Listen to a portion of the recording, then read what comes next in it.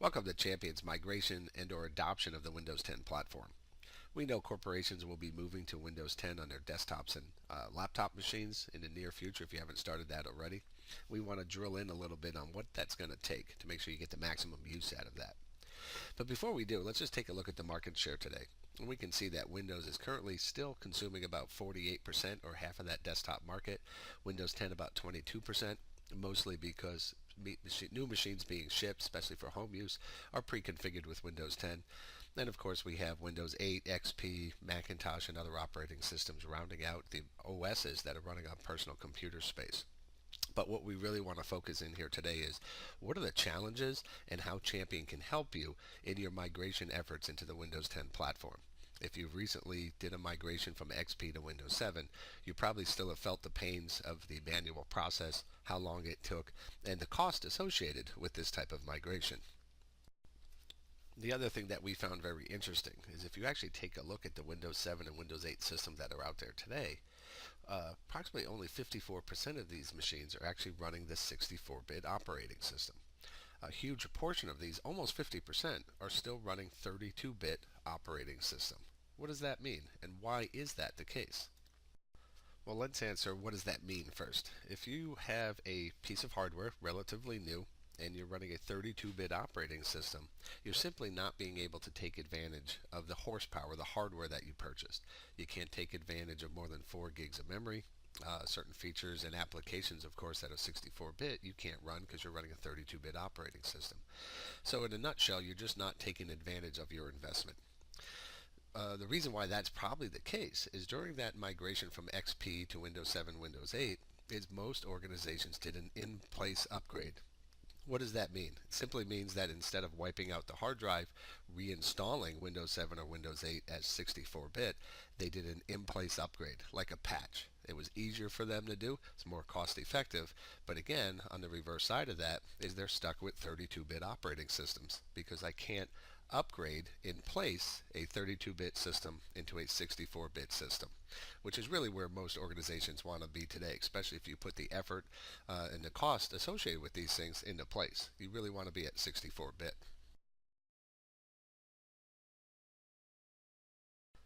So why is it hard? Well, let's take a look. If you have, whether it's Windows 7 or Windows 8, and you want to go to Windows 10 32-bit, it's easy to do an in-place upgrade, and your status is probably going to be just fine. It's not that difficult to do, whether you do it over the network or not. However, if you're a 32-bit operating system and you want to go to 64-bit Windows 10, you're going to end up with a broken system. You can't do an in-place upgrade. You actually have to wipe out the hard drive and kind of start over. So that's probably one of the biggest reasons we saw a very large number of Windows 7 and 8 machines still running 32-bit. Another reason this is difficult is because if you're trying to switch from BIOS, legacy BIOS, to UEFI or UEFI, the Unified Extensible Firmware Interface, you can't do that as an in-place upgrade. Regardless of operating system. If the system was in UEFI before, you can actually upgrade it and keep the UEFI settings. So the next thing that you're going to ask is, well, what is the Unified Extensible Firmware Interface? I'm glad you did that because we're going to explain that right now in just a second. UEFI is a standard that was started by Intel. And I'm not going to read everything on this piece of paper here. You can certainly Google it. You can pause the video and read some of this. But the biggest things you want to understand is that it is not a Microsoft standard. Microsoft has taken advantage of it. The Macintosh and Apple systems have been using this for the last 6 years. But the biggest difference here is that the BIOS, that old basic input-output system that was prevalent back in the 80s, right, is really inefficient, and most of our systems still run the BIOS to boot up the systems. UEFI was a standard that tried to make something much more secure, much more elegant in this day and age in technology. It redoes the boot record, so the master boot record no longer exists. It's able to take advantage of a much larger address space, so it's not limited to that 16-bit processor mode that BIOS has limited us to for the last 30 plus years. And also a lot of the security features out of Windows 10 and other operating systems are based on UEFI enablement. So again, UEFI is going to be very important to you. And if we take a look in here, we can see that this has been around, and Microsoft has been using it since Windows 8. And if you had native UEFI turned on, basically what it ends up doing is giving us a level of trust. It starts a trust chain, if you will, much like how cell phones would work today, smartphones, Apple phone, Android phone, or so forth, where as you power it on, it starts the chain of trust, and as each new loader, each driver, each part of the operating system starts loading, they're trusted that no malware kits can exist. So again, key notes to take advantage of here or to understand is if you are going through this effort to migrate to Windows 10, you definitely want to enable UEFI on your systems for some advanced security. And again, just in today's world with malware and different threats out there, every piece of your security puzzle helps you in your security posture. So this is definitely something you want to take a look at very well. So we would urge you to, if you're not aware already, but to understand what Secure Boot is, Credential Guard, Device Guard, Early Launch Malware Detection, and Measure Boot. Again, just great security features out of the Windows 10 platform. And if you ever heard of a rootkit before, those are those pesky little advanced root viruses that affect your systems. You can clean it up, but they come back. Well, it's because they existed either at the BIOS level or in the master boot record. And we're going to give you a quick show that enabling the UEFI mode can help you get rid of these type of pesky malware and persistent malware rootkit. So how does this work? What's a quick overview? If you look at the top left-hand corner, you see the legacy BIOS systems. Those are that we're all used to. We notice a little gremlins. Those rootkits can exist in there, whether it's in the BIOS firmware itself, they've been flashed to it, or part of the master boot record. And as you look at the advancement of UEFI through its different versions, Class 1, Class 2, and totally UEFI mode, is the rootkits can no longer exist at this state. Again, it's like your cell phones, your smartphones that have been doing this since day one, right? You want to make sure if you're spending money for Windows 10 migration that you enable UEFI in native mode, because even buying new equipment today, it'll have UEFI, it might even be enabled, but most likely to be in a legacy mode, and that'll still leave you susceptible to some of the rootkits. So again, here's another advantage why you want to make this switch, why this Windows 10 migration is extremely important, much more than Windows 7 or Windows 8.1 in our opinion. And what are the, so obviously then you can see the issues of moving to here. So what a champion has done is to help you overcome these issues and automate this process. And that's what we're going to look at next.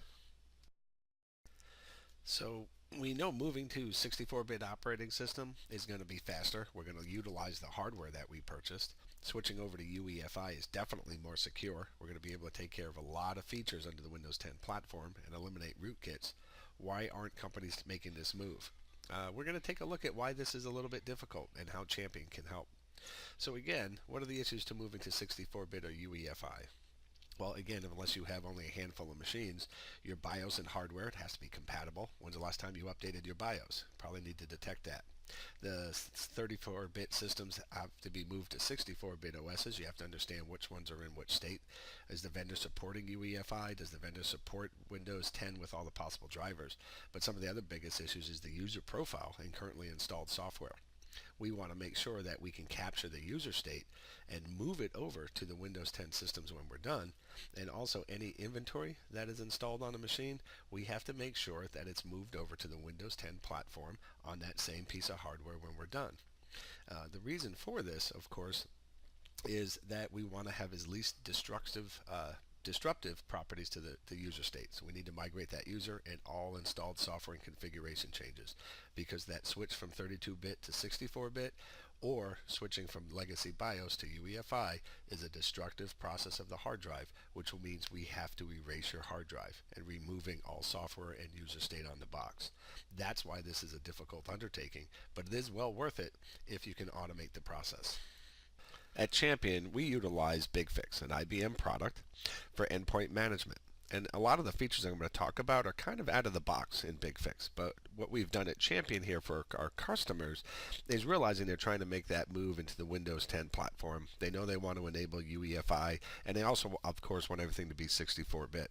So we made some modifications into the BigFix platform because it's very extensible. And what we're looking at is what machines are running BIOS, which ones are running UEFI. And even if they have UEFI, is Secure Boot being enabled? Again, we want to take advantage of those security features. We have all the inventory at our fingertips, what type of models they have, their hard disk space, their RAM, their CPU, everything that's going to let us know if a particular machine can actually make the move into Windows 10 be supported and support UEFI. We're doing things like updating the BIOS. We're validating the user state. We're even going to be looking at the software itself.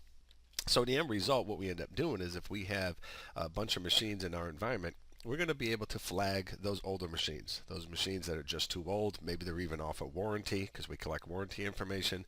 And at a moment's notice, whether you're running 10 machines or thousands, we're going to be able to identify and eliminate those machines that simply can't run Windows 10 or move into UEFI space.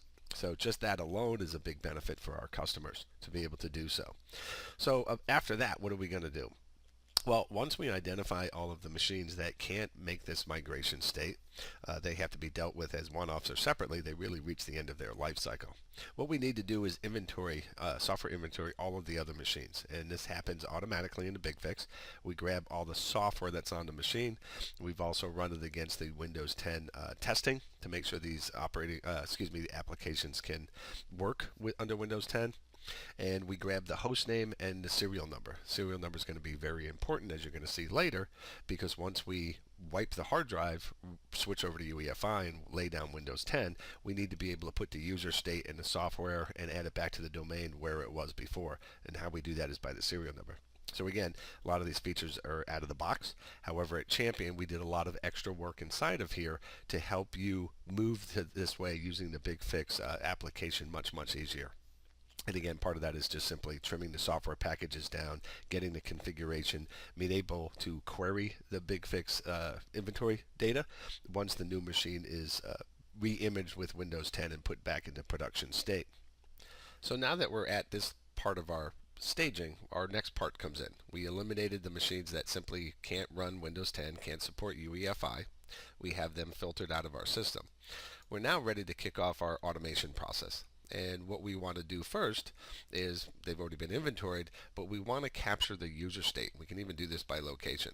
So the first part of our automation is to capture off the user state, their home directory, their favorites, the bookmarks, all those things that make the computer theirs, and copy it off to the network. Again, this uses the Microsoft User State tool, so it is totally supported. We do this by hostname and serial number of the machine, so that we can later on restore the hostname of the box. We can even do this location specific. So if you had a very large organization, let's say Boston, Atlanta, EMEA, whatever the case is, you could actually make sure the admins in that location will only be able to deal with the machines that they're responsible for. And also, this is a network issue. We want to copy the user state as close as possible to the box that's being imaged. We also have the ability to add custom workflows and even did some extra work in the user state tool to capture more than what was out of the box. We did notice for some of our customers things like Google Chrome, sticky notes of those things. If you're using the basic config file from the Microsoft User State tool, it was missing to capture some of those things. So we can even work with you on that. Once we have the user state captured, we validated the user state is good, we're ready to move on to the next part of our process. So the next part, of course, is to send a command down to the machine to wipe it. We're going to erase the hard drive, we're going to enable UEFI, and we're going to install the OS of choice. Most likely in this case is going to be Windows 10. So we send a command to the machine, he boots off the network, the system answers him back, he already has the profile selected, and he starts installing the Windows 10 OS after he makes the BIOS changes and switches to UEFI. At this point, we have a new blank Windows 10 system. Again, a lot of these features are out of the box, out of Big Fix. What we've added from Champion's standpoint is during that Windows PE process is to be able to make that switch to UEFI so we can take advantage of all those security features inside of the Windows system. And again, at this point over the network, we lay down Windows 10 and we have this machine ready to go.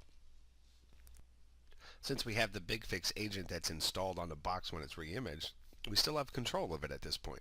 We need to restore our software, the configuration, the user state. We need to add it back to the domain. There's a lot of things we need to do at this point to make this system usable again and basically back into the user. How we do this is we pull down the file information that contained all the software. We start installing all of the software that was on it before. Any software that wasn't on it before, we simply don't push back down. So the software is back on our machine at this point. At this step, we have to take the next step. So we got the software, we got the configuration. The system is almost ready to be usable again by our user, but it doesn't have the personality. It doesn't have that user state. Again, since we have that serial number, the host name, we know where we stored it on the network. We reinstall the user state. We add the machine back into the Active Directory domain. The users are now basically able to log in, and the machine is now running a secure, faster operating system, Windows 10. It saved their user state. The user feels like it's their machine again, and really there's not a lot of disruption here because this process is automated. Again, a lot of this functionality is out of the box with BigFix, but again, at Champion, we basically took a lot of the pieces that you would have to work on, being able to do the inventory, to be able to package up the software, being able to put the machine back into place, and doing this network specific. We were able to really automate this. So really what you want to look at when you move to your Windows 10 is leave BIOS where it belongs, in the past.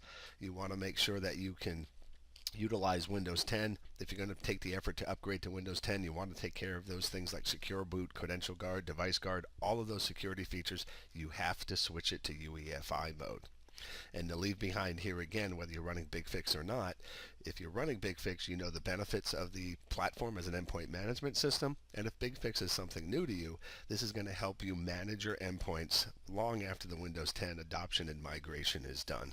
If you recently did a XP to Windows 7 migration, you know it was probably a manual process. It took a lot of effort.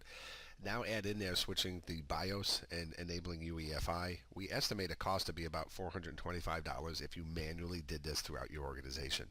We can do this much, much faster, much quicker, automated it, and taken advantage of all the pieces of Windows, the UEFI enablement. You'll have a much cleaner process at a much lower cost per PC than if you try to do it manually. So with that, I say thank you very much.